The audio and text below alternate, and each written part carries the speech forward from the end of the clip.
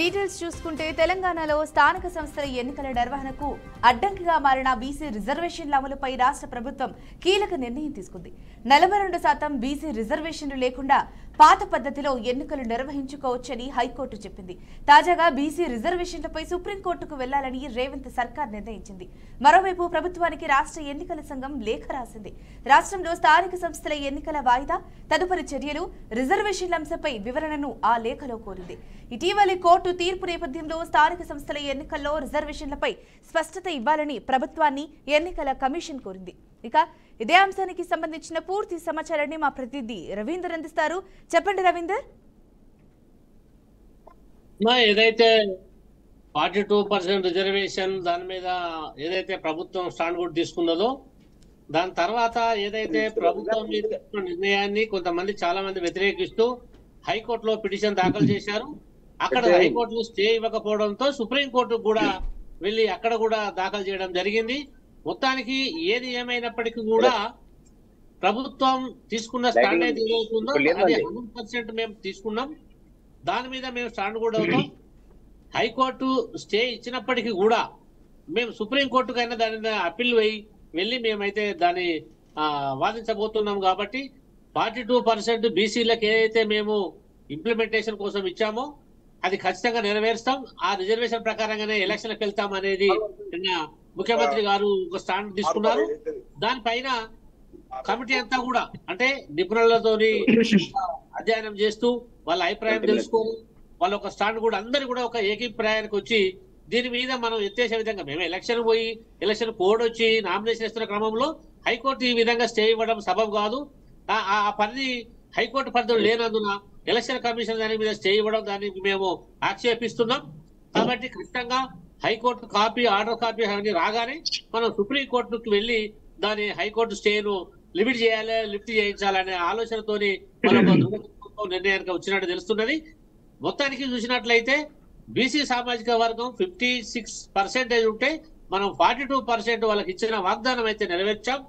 BC వాళ్ళను ఏదైతే మిగతా కమ్యూనిటీస్ వాళ్ళు ఉన్నారో వాళ్ళను రిజర్వేషన్ కాకుండా ప్రభుత్వాన్ని అప్రతిష్ట పాలు చేయడానికి కోసము కేవలం కావాలని ఇచ్చినట్టు అభియోగం మోపడానికి కోసమే ఈ డ్రామా ఆడుతున్నారు. ఖచ్చితంగా ఏది ఏమైనా ఇచ్చి తీరుతాం.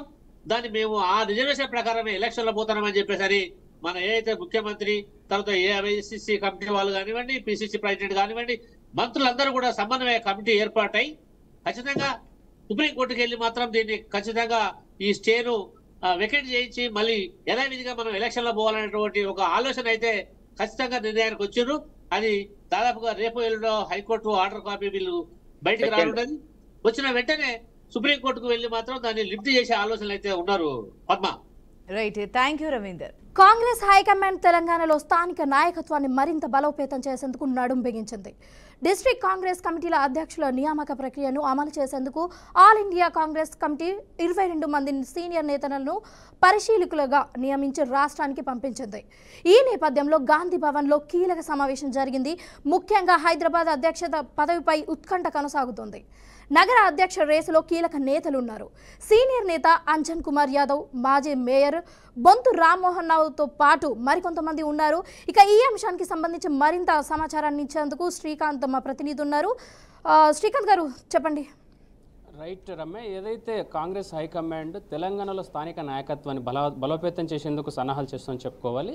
అయితే ఈ నేపథ్యంలోనే ఏఐసిసి ఏదైతే 22 మందిని నియమించి అంటే 22 మందిని ప్రతినిధులుగా నియమించి తెలంగాణలోని స్థానికంగా జిల్లాలకు సంబంధించినటువంటి డిస్ట్రిక్ట్ కాంగ్రెస్ కమిటీకి సంబంధించిన అధ్యక్షులు నియమించేందుకు వారిని నియమించడం జరిగింది. అయితే వీరంతా కూడా ఇవాళ గాంధీ భవన్లో కూడా సమావేశం అవడం జరిగింది. దాని తర్వాత ఏదైతే ఈ డిస్ట్రిక్ట్ కమిటీ కాంగ్రెస్ సంబంధించిన ఏదైతే డిస్ట్రిక్ట్ అధ్యక్షులు ఎవరైతే వారందరినీ నియమించే ప్రక్రియలో ముఖ్యంగా చూసుకుంటే కనుక హైదరాబాద్ డిసిసి పదవి అనేది కొంత కీలకంగా మరింత చెప్పుకోవాలి. ఇక్కడ కీలకంగా ఉన్న చాలా మంది కాంగ్రెస్ నేతలు కూడా దానికి పోటీ చేసే ప్రయత్నం చేస్తున్నట్టు తెలుస్తోంది. అందులో కీలకంగా చూసుకుంటే కనుక అంజన్ కుమార్ యాదవ్ ఇటీవల ఏదైతే జూబ్లీహిల్స్ ఉప ఎన్నికకు సంబంధించి ఆశాభావం వ్యక్తం చేసినటువంటి అంజన్ కుమార్ యాదవ్ అక్కడ సీటు దక్కపోవడంతో కొంత అలకబున్న పరిస్థితులు కూడా మనం చూసాం. అయితే ఈ నేపథ్యంలో అక్కడ అంజన్ కుమార్ యాదవ్ కూడా ఏదైతే డిసిసి పదవి డిస్ట్రిక్ట్ కాంగ్రెస్ కమిటీ పదవి ఏదైతుందో ఆయన కూడా దాంట్లో రేస్లో ఉండడం ఉన్నట్టు కూడా తెలుస్తుంది. దానితో పాటు కూడా బొంతు రామ్మోహన్ కూడా ఈ పదవి రేసులో ఉన్నట్టు కూడా తెలుస్తుంది. అయితే వీళ్ళిద్దరికి సంబంధించిన కామన్ పాయింట్స్ కొన్ని చూసుకుంటే కనుక ఇప్పటికీ అంజన్ కుమార్ యాదవ్ కాంగ్రెస్ పార్టీలో చాలా సీనియర్ నేత. ఏఐసిసి ఆధ్వర్యంలో కూడా ఇదివరకు గత 2 సార్లు కూడా ఆయన పెద్ద ఎత్తున పెద్ద పదవిలో కూడా పనిచేసిన పరిస్థితి మనం చూసాం. అయితే ఇక్కడ చూసుకుంటే కనుక బొంతు రామ్మోహన్ వచ్చి ఇటీవల కాలంలో అంటే ఇటీవల కాంగ్రెస్ పార్టీలో చేరి ఈ జూబ్లీహిల్స్ ఉప ఎన్నికలో ఆయన కూడా పార్టిసిపేట్ అంటే అక్కడ కూడా సీటు ఆశించి భంగపడినట్టు పరిస్థితి మనం చూస్తాం. అయితే వీళ్ళిద్దరు కూడా అంటే ఇటు ఈ మధ్యకాలంలో కాంగ్రెస్ జన ఈయన అటు ఎంతో సీనియారిటీ ఉన్న అంజన్ కుమార్ యాదవ్ వీరిద్దరు కూడా ఈ పోటీలో ఉన్నట్టు కీలకంగా తెలుస్తుంది. వీరితో పాటు మరికొంతమంది నేతలు కూడా ఈ రేసులో ఉన్నట్టు కూడా తెలుస్తుంది. అయితే ఇక్కడ కీలకమైన ఒక అంశం చూసుకుంటే కనుక ఇక్కడ వీళ్ళిద్దరికి కూడా ఈ డీసీసీ పదవి అనేది కరెక్ట్ కాదు అనే ఒక అంశాన్ని మనం గుర్తు చేసుకోవచ్చు. ఎందుకు అంటే ఇక్కడ సీనియర్ నేతలు ఎంతో మంది దానికి ఆశాభావం వ్యక్తం చేస్తున్న వ్యక్తులు ఉన్నారు. బొంతు రామ్మోహన్కి ఇస్తే ఖచ్చితంగా సీనియారిటీకి నాయకులు ఎవరైతే ఉన్నారో వారంతా కూడా ఇబ్బంది పడే పరిస్థితులు కనిపిస్తున్నాయి. అట్ ద సేమ్ టైం ఇక్కడ అంజన్ కుమార్ యాదవ్ కూడా ఆయన ఆల్రెడీ ఏఐసిసి స్థాయిలో కూడా ఆయన పదవులు చేపట్టిన మనిషి కాబట్టి ఈ నేపథ్యంలో మళ్ళీ ఇక్కడ కింది స్థాయికి వచ్చి ఈ పదవి చేపడతానని కొంత ఇబ్బందికరమైన పరిస్థితి మనం చూస్తూ ఉన్నాం. రమ్య. థాంక్యూ శ్రీకాంత్. కాలుష్య నియంత్రణ మండలి అధికారులతో డిప్యూటీ సీఎం పవన్ కళ్యాణ్ సమీక్ష నిర్వహించారు. ఈ సమావేశంలో వీడియో కాన్ఫరెన్స్ ద్వారా కాకినాడ జిల్లా అధికారులు పాల్గొన్నారు. ఇటీవల కాకినాడ ఉప్పాడలో పర్యటించిన పవన్ వారి సమస్యలు తెలుసుకుని హామీ ఇచ్చారు. అందులో భాగంగానే ఉప్పాడ తీరం ప్రాంతంలో కాలుష్య నియంత్రణ అంశాలపై సమీక్ష జరిపినట్లు సమాచారం. కాకినాడ జిల్లాలో ఉన్న పారిశ్రామిక కాలుష్యం, మైనింగ్ మూలంగా తలెత్తుతున్న కాలుష్య ఇబ్బందులపై పవన్ సమీక్షించారు. తీర ప్రాంత కాలుష్య సమస్య స్థానికులకు శాపంగా మారిందని పిఠాపురం నియోజకవర్గ ప్రజలు పవన్ కు వివరించడంతో భేటీకి ప్రాధాన్యత సంతరించుకుంది. ఇక ఇదే అంశానికి సంబంధించిన పూర్తి సమాచారాన్ని మా ప్రతినిధి అశోక్ అందిస్తారు. అశోక్, చెప్పండి. ఉప్పాడ తీరం కాలుష్యం నియంత్రణపై సర్కార్ దృష్టి పెట్టింది. ప్రజల ఆరోగ్యం, పర్యావరణ పరిరక్షణకి ప్రభుత్వం కొత్త ఆదేశాలతో పాటు ఉప్పాడ తీర ప్రాంతాల్లో పెరుగుతున్న పారిశ్రామిక కాలుష్యం అలాగే మైనింగ్ ప్రభావంపై కూడా ప్రభుత్వం ఫోకస్ పెంచింది. తీర ప్రాంతాల్లో నీరు, గాలి, మట్టి కాలుష్యం పెరుగుతుందని వచ్చిన నేపథ్యంలో కాకినాడ జిల్లాలో అధికారులతో కూడా డిప్యూటీ సీఎం పవన్ కళ్యాణ్ సమీక్షా సమావేశం నిర్వహించడం జరిగింది. అయితే ఈ సమావేశంలో కాలుష్య నియంత్రణ మండలి అధికారులు, పర్యావరణ శాఖ, మైనింగ్ ఇండస్ట్రీ విభాగంలో ఉన్న అధికారులు కూడా పాల్గొనడం జరిగింది.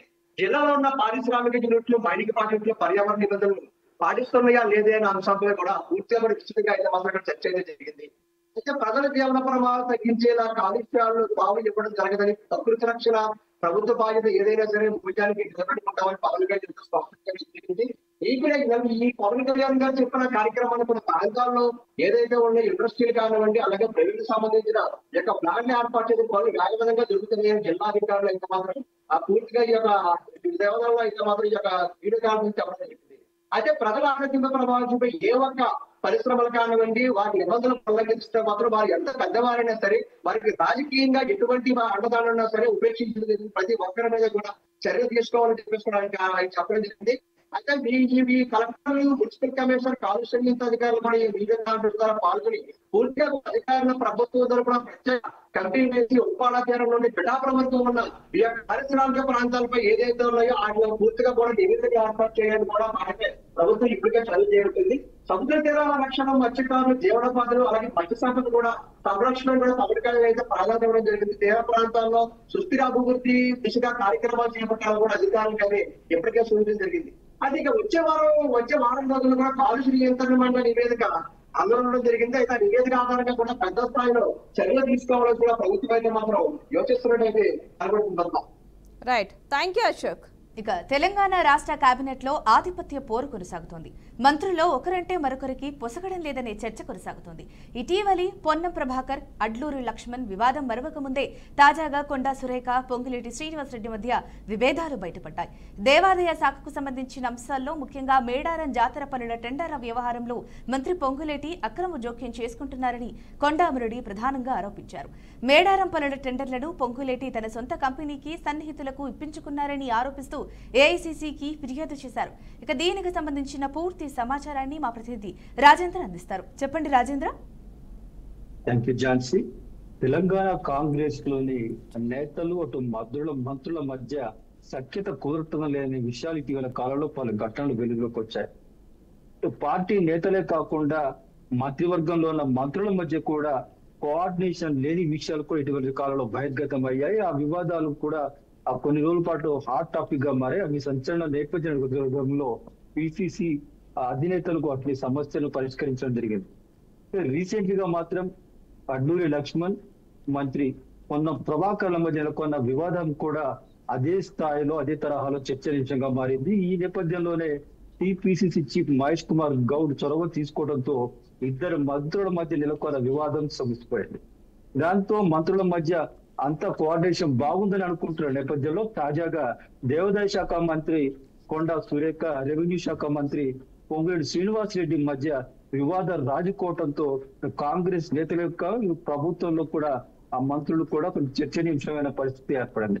ఒకవైపు 42% బీసీ రిజర్వేషన్ అంశాన్ని ఎలా తేల్చాలనే ఒక తలమునకలవుతున్న నేపథ్యంతో పాటు పార్టీ అధిష్టానం ఆ పర్యవేక్షణలో పార్టీ నాయకులు అంటే అధ్యక్ష పదవులను ఎంపిక చేసే ప్రక్రియ మరోవైపు కొనసాగుతున్న క్రమంలో తాజాగా మంత్రుల మధ్య వివాదాలు నెలకొనడం అటు ప్రభుత్వానికి ఇటు పార్టీ నేతలకు కూడా సమస్యగా మారిందని చెప్పవచ్చు.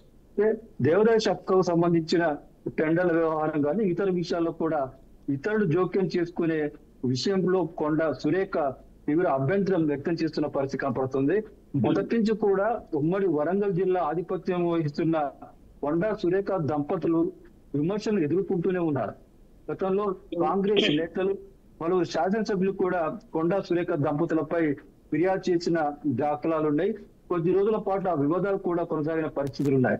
ఎట్ ద సేమ్ టైం ఇప్పుడు పొంగులేటి శ్రీనివాస్ రెడ్డి మంత్రితో మరోసారి వివాదాన్ని తెర మీద తీసుకొచ్చిన పరిస్థితి కనపడుతుంది. ప్రధానంగా మేడారం జాతరకు సంబంధించి జరుగుతున్న అభివృద్ధి పనుల టెండర్ల విషయంలో పొంగులేటి శ్రీనివాస్ రెడ్డి వర్కీలు ఇన్వాల్వ్ అయ్యారని ప్రధానంగా కొండా సురేఖ దంపతులు ఆరోపిస్తున్న పరిస్థితి కనిపిస్తా ఉంది.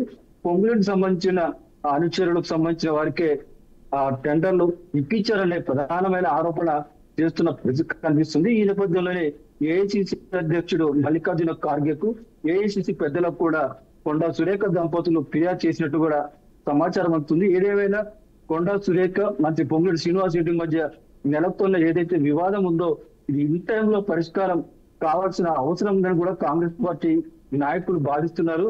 ఇదే తరహాలో మంత్రుల మధ్య విభేదాలు నెలకొంటే ప్రభుత్వ సంక్షేమ పథకాలు కార్యక్రమాల్లో ప్రజలకు తీసుకెళ్లడం కష్టమని కూడా ఆ పార్టీ శ్రేణులు అభిప్రాయపడుతున్న పరిస్థితి ఝాన్సీ. మాజీ మంత్రి పేర్ని నానిపై మచిలీపట్నం పరిధిలోని చిలకలపూడి పోలీస్ స్టేషన్లో కేసు నమోదైంది.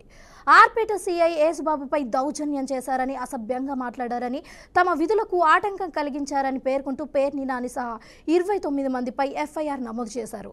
నిన్న మచిలీపట్నం వైఎస్ఆర్ అధ్యక్షుడు మేకల సుబ్బయ్యను ఓ కేసు విషయంలో సీఐ స్టేషన్కు పిలిపించారు. గంటల తరబడి అతడిని స్టేషన్లో నుంచి ఉంచడంతో పేర్ని నాని అనుచరులు మేయర్ కలిసి స్టేషన్కు వెళ్లారు. సుబ్బన్నపై పెట్టిన కేసు రిపోర్టు ఇవ్వాలని అడగడంతో సీఐ పేర్ని నాని మధ్య వివాదం మేర్కొంది. సో ఇక ఈ అంశంపై మరింత సమాచారాన్ని మన ప్రతినిధి శ్రీను ఇస్తారు. శ్రీను చెప్పండి. నమస్తే అండి. అది అసలు యాక్చువల్గా పేరు నాని విషయం మీదకి వస్తే పేరు నాని ఒకప్పుడు వైఎస్ఆర్సీపీ ప్రభుత్వం ఉన్నప్పుడు మంత్రిగా పనిచేశారు. మంత్రిగా ఉన్నప్పుడు ఏదైనా చెల్లుతుంది అని చెప్పేసి అని ఆనాడు కొన్ని సందర్భాల్లో కూడా అధికార యంత్రాంగం పైన అధికారుల పైన తిరగబడడం జరిగింది. దీనిలో దృష్టిలో పెట్టుకొని నేను ఇంకా మంత్రిగానే ఉన్నానని చెప్పేసి ఆలోచన ధోరణిలోనే ఇప్పుడు ఉన్నటువంటి పేరు నాని కూడా నేను మంత్రి హోదాలో ఉన్నానని ఆలోచనతోటే సిఐ యేసుబాబు మీద తిరగబడడం జరిగింది. దురుసుగా ప్రవర్తించడం జరిగింది. అసలు ఈ యేసుబాబుకి ఈ పేరు సంబంధం లేనటువంటి విషయము ఒక కార్యకర్తకి ఎందుకు తీసుకొచ్చారు, దేనికోసం తీసుకొచ్చారు, అసలు స్టేషన్కి తీసుకొచ్చి కూర్చోబెట్టిన అవసరం ఏమో వచ్చిందని చెప్పి ఆ విధంగా యేసుబాబు పైన డైరెక్ట్గా పేర్నాని వెళ్ళడం జరిగింది. కానీ సుబ్బయ్య ఏం చేసిండు, సుబ్బయ్య ఎట్లా చేసిండు, ఏ విధంగా చేశాడని చెప్పేసి కనీసం అడగకుండానే పేరుని నాని విధులకు ఆటంకం కలిగిస్తూ సర్కిల్ ఇన్స్పెక్టర్ ఆఫ్ పోలీస్ పైన యేసుబాబు పైన డైరెక్ట్గా అటాక్ చేయటము, డైరెక్ట్గా ఆయనతో డైరెక్ట్ ఇంటరాక్ట్ అవ్వడము, డైరెక్ట్గా దురుసుగా ప్రవర్తించడము, కొట్టేంత వరకు కూడా తీసుకొచ్చినటువంటి పరిస్థితి వచ్చింది. అందువల్లనే యేసుబాబు ఇవాళ 29 మంది వరకు కూడా కేసు నమోదు చేయడం జరిగింది. విధులకు ఆటంకం కలిగించారని గట్టిగా అక్కడ నిలదీశారని, అట్లాగే సుబ్బయ్య ఏదైతే స్టేషన్ తీసుకొచ్చారో వైఎస్ఆర్సీపీ పేరు నాని ఎవరైతే ఉన్నారో మాజీ మంత్రి ఎవరైతే ఉన్నారో ఇప్పుడు మంత్రి హోదాలో ఉన్నట్టుగానే ప్రవర్తించడము, అట్లాగే ఏం చెప్పినా ఏం చేసినా సరే చెల్లుతుంది అనటము, నేను చెప్పింది వినాలని చెప్పేసి అధికారులకు అల్టిమేట్ చేయడము, ఇవన్నీ కూడా క్రోడీకరించి ఈరోజు స్టేషన్లో అక్కడ ఏదైతే చిలకలూరుపేట అది అక్కడ మచిలీపట్నం పరిధిలో ఉన్నటువంటి ఏదైతే ఆ స్టేషన్ పరిధిలో జరిగినటువంటి విషయం మీద డెఫినెట్గా అధికార యంత్రాంగం పట్టించుకొని పేరు నాని వాళ్ళ అనుచరులు 29 మందిపై కూడా కేసు నమోదు చేశారు. ప్రధాని మోదీ ఏపీ పర్యటన షెడ్యూల్ అయితే ఖరారైంది. ఈ నెల 16న మోదీ కర్నూలు జిల్లాలో పర్యటించనున్నారు. ఉదయం 10 గంటల 20 నిమిషాలకు కర్నూలు ఎయిర్పోర్ట్కి చేరుకుంటారు. ఇక అనంతరం 11 గంటల 45 నిమిషాలకు బ్రహ్మరాంబ మల్లికార్జున స్వామి వారిని దర్శించుకుంటారు. ఇక దర్శనం అనంతరం మధ్యాహ్నం 1 గంట 40 నిమిషాలకు సుందిపెంట హెలిప్యాడ్ నుంచి నన్నూరు హెలిప్యాడ్కు వెళ్తారు. మధ్యాహ్నం 2 గంటల 30 నిమిషాలకు రాగమయూరి గ్రీన్ హిల్స్ వెంచర్కు శంకుస్థాపన చేస్తారు. ఇక సాయంత్రం 4 గంటల వరకు బహిరంగ సభలో ప్రధాని ప్రసంగించనుండగా తర్వాత తిరిగి ఢిల్లీకి బయలుదేరుతారు. ఇక ఇదే అంశానికి సంబంధించిన పూర్తి సమాచారాన్ని మా ప్రతినిధి బసవరాజు అందిస్తారు. బసవరాజు చెప్పండి. Thank you Padma. దేశ ప్రధాని నరేంద్ర మోడీ ఈ నెల 16న ఉమ్మడి కర్నూలు జిల్లాలో పర్యటించనున్నారు. ముందుగా ఏదైతే శ్రీశైల బ్రహ్మరాంబ మల్లికార్జున స్వామిని దర్శించుకున్న ప్రధానితో పాటు ఏదైతే ముఖ్యమంత్రి నారా చంద్రబాబు నాయుడు అదేవిధంగా నారా లోకేష్ పవన్ కళ్యాణ్ కూడా ఆ రోజు ఇక్కడికి రావడం జరుగుతుంది. అంటే న్యూఢిల్లీ నుంచి బయలుదేరిన ప్రధానమంత్రి 10:30 ఆ ప్రాంతంలో ఓరవకల్ ఎయిర్పోర్ట్ లో ల్యాండ్ అవుతారు. అదేవిధంగా అక్కడ నుంచి ప్రత్యేక హెలికాప్టర్ ద్వారా ఏదైతే సుందిపెంటకు చేరుకొని 11:45 లోపు ఏదైతే పూజా కార్యక్రమంలో పాల్గొంటారో అంటే ఆలయ కమిటీ లేదా ఆలయ సిబ్బంది మాత్రం అంటే ప్రధానికి ఘన స్వాగతం పలికేందుకు భారీ ఏర్పాట్లు చేసిన పరిస్థితులు మనం చూస్తా ఉన్నాము. అంటే ప్రధాన ద్వారం ఎదురుగా ఉన్న ఏదైతే నంది మండపం నుంచి ప్రధానిని ఆలయంలోకి అంటే నడుచుకుంటూ తీసుకెళ్లే క్రమంలో అటు ఇటుగా శివ సేవకులు అదేవిధంగా భక్తులు జనాలు భారీ ఎత్తున అంటే పూలతో తాళమేళాలతో హర్షధ్వనాలతో ఘన స్వాగతం పలకనున్నట్లు మనకు తెలుస్తుంది. ఈ నేపథ్యంలో ప్రధానితో పాటు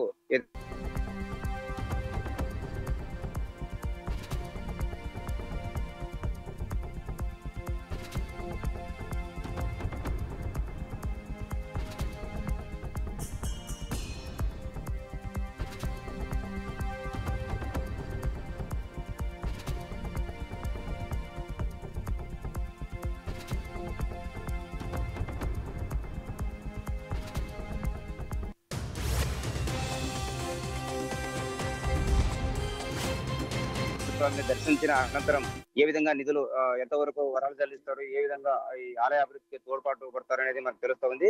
అనంతరం అంటే సుమారు 1 గంట పాటు మల్లికార్జున స్వామికి అదేవిధంగా బ్రహ్మరాంబకు పూజల అనంతరం నరేంద్ర మోడీ మధ్యాహ్నం 1:30 ప్రాంతంలో ప్రత్యేక హెలికాప్టర్ ద్వారా మళ్ళీ ఓరవకల్ చేరుకొని అక్కడ నుంచి ఏదైతే కర్నూలు శివారు ఉన్న నన్నూరు విలేజ్ ప్రాంగణంలో సభా వేదికకు వెళ్తారు. సాయంత్రం 3-4 మధ్య అక్కడ విచ్చేసిన అశేష జనాన్ని ఉద్దేశించి మోడీ ప్రసంగించనున్నారు. ప్రధానంగా మోడీ ఏదైతే ఇటీవల 2 స్లాబ్ల కింద జీఎస్టీ సర్దుబాటు చేసిన నేపథ్యంలో బడుగు బలహీన వర్గాలకు జీఎస్టీ ద్వారా ఎంతో మేలు జరిగిందని ఇదే ఉద్దేశంతో సూపర్ జీఎస్టీ సూపర్ సేవింగ్స్ అనే ఒక కార్యక్రమానికి ముఖ్య అతిథిగా హాజరై జనాన్ని ఉద్దేశించి ప్రసంగించనున్నారు. అయితే ప్రధానంగా అంటే కూటమిలోని 3 పార్టీలు టీడీపీ, బీజేపీ, జనసేన ఇవన్నీ కూడా ఐక్యంగా అంటే ప్రతిష్టాత్మకంగా తీసుకొని రాయలసీమలో తొలిసారి ప్రధాని మోడీ సభ జరుగుతున్న నేపథ్యంలో ఈ కార్యక్రమాన్ని విజయవంతం చేయాలని వాళ్ళంతా కూడా సంకల్పించారు. అదేవిధంగా రాయలసీమకు ప్రధాని రాకతో రాయలసీమ రూపురేఖలు చేంజ్ అయ్యే అవకాశం ఉన్నట్లు నేతలు కూడా భావిస్తూ ఉన్నారు. ప్రధానంగా ఇరిగేషన్ ప్రాజెక్టులు కావచ్చు, అదేవిధంగా రాయలసీమ అంటేనే వలసలకు కేర్ ఆఫ్ అడ్రస్ కాబట్టి ఏదైతే అనంతపూర్, కర్నూలు ఈ 2 జిల్లాల్లో ఎక్కువగా వలసలు వెళ్తూ ఉంటారు. సాగునీరికి అనేక ఇబ్బందులు ఉన్నాయి. సో అరకరుగున్న ప్రాజెక్టులు అదేవిధంగా ఇతరత్ర ఇండస్ట్రీస్ కావచ్చు లేదా ఓరవకల్ ఏదైతే ఇండస్ట్రీ హబ్ కావచ్చు ఇలా అనేక రకాలుగా మోడీ వరాలు ఇచ్చే అవకాశం ఉంది. రాయలసీమ రూపురేఖలు మారుతున్నాయి. రాయలసీమ ప్రజలు అదృశ్యమని కూడా అందరూ చెప్తున్న పరిస్థితి. మరి ఆ రోజు 16వ తేదీ ఏదైతే ముందు శ్రీశైల స్వామిని దర్శించుకుని అనంతరం సభను ఉద్దేశించి ప్రసంగించనున్నారు. ఈ నేపథ్యంలో రాష్ట్ర ముఖ్యమంత్రి ఏదైతే జిల్లా యంత్రాంగంతో రెవెన్యూ పోలీస్ యంత్రాంగంతో నిత్యం సమీక్షిస్తూ అంటే ఏదైతే సభ సందర్భంగా ఏర్పాటు చేసే విషయంలో ఎలాంటి లోటుపాట్లు లేకుండా దీన్ని సక్సెస్ చేయాలి, ప్రతిష్టాత్మకంగా తీసుకోవాలి. అంటే ప్రధాని మోదీని మనం ఏదైనా మెస్మరైజ్ చేసి ఖచ్చితంగా ఆయన్ని ఆనందపరచాలనే ఒక ఉద్దేశంతో నిత్యం కూడా చంద్రబాబు పర్యవేక్షిస్తున్నారు. అదేవిధంగా వీడియో కాన్ఫరెన్స్ ద్వారా సమీక్షిస్తూ అధికారులకు సూచన సలహాలు చేస్తున్న పరిస్థితి. మరి ప్రస్తుతం మనం ఏదైతే శ్రీశైలం వద్దున్నాం ఈ రోజు అంటే శ్రీశైలంలో కూడా ఏదైతే ఆలయ అధికారులు అంటే పూర్తి ప్రత్యేక ఏర్పాటు చేసి అంటే పూల కుండీలు కావచ్చు లేదా పెయింటింగ్ కావచ్చు లేదా ఇతరత్ర లైటింగ్ కావచ్చు ఇవన్నీ కూడా లోపల ఏదైతే మరమ్మతు పనులు చేస్తా ఉన్నారు. ప్రధానికి ఎలాంటి లోటు లేకుండా ఆయన వస్తుంటే ఆహ్లాదకర వాతావరణం కల్పించాలని ఇరువైపులా మొక్కలు నాటి అదేవిధంగా భారీ జనాన్ని సమీకరించి శివసేవకులు అదేవిధంగా మహిళలు పూలమాలతో హర్షధ్వనాలతో భారీ ఎత్తున స్వాగతం పలికే కార్యక్రమం మనం చూస్తా ఉన్నాము. Padma, thank you Basavaraju. ఇప్పటి వరకు అప్డేట్స్. మరిన్ని అప్డేట్స్ కోసం చూస్తూనే ఉండండి BRK న్యూస్. తెలుగు సత్తా.